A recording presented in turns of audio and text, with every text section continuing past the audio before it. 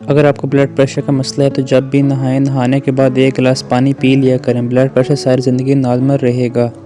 سردیوں کے موسم میں ناشتے میں ابلے ہوئے انڈے لازمی کھائیں۔ اگر انار کو اس کے اندرونی چھلکے سمیت کھایا جائے تو یہ معدے کو تندرست رکھتا ہے۔ اگر صبح منہ دھوتے وقت پانی میں لیموں کے چند قطرے ملا لیے جائیں تو چہرہ خوبصورت اور جلد نرم رہتی ہے۔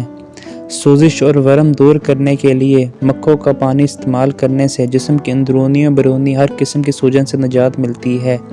جگر کے ورم معدے میں مکوں کے پتوں کو ابال کر اس کا پانی پی لیں، بہترین نتائج ملیں گے۔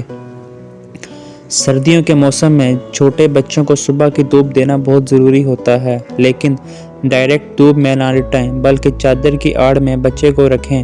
براہ راست دھوپ میں بچے کو رکھنے سے جلد جل سکتی ہے۔ سردی کے موسم میں چھوٹے بچوں کا مساج یا مالش السی کے تیل سے کریں، مفید ہے۔ صبح کے وقت بھگو کر رکھے گئے بادام 12 عدد چھیل کر کھائیں۔ اگر چہرے پر لال دانے نکل آئیں تو کچا دودھ چہرے پر لگانے سے دانے ختم ہو جاتے ہیں۔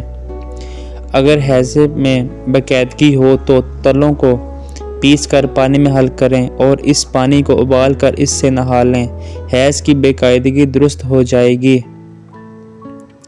اگر دانتوں میں میل جم گئی ہو تو کیکر کا کوئلہ لیں، اس سے دانت ملیں، اچھی طرح دھو لیں، بالکل صاف سفید ہو جائیں گے۔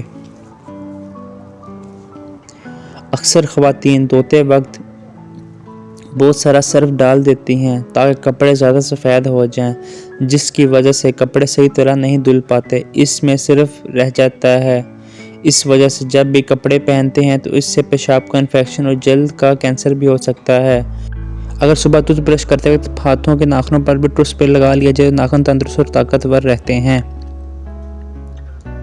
اگر برتن دھونے کی وجہ سے آپ کے ہاتھ پھٹ کر خراب ہو گئے ہیں تو ٹوتھ پیسٹ پر لگا کر رات بھر چھوڑ دیں، صبح اٹھ کر دھو لیں، ہاتھ نرم ہو جائیں گے۔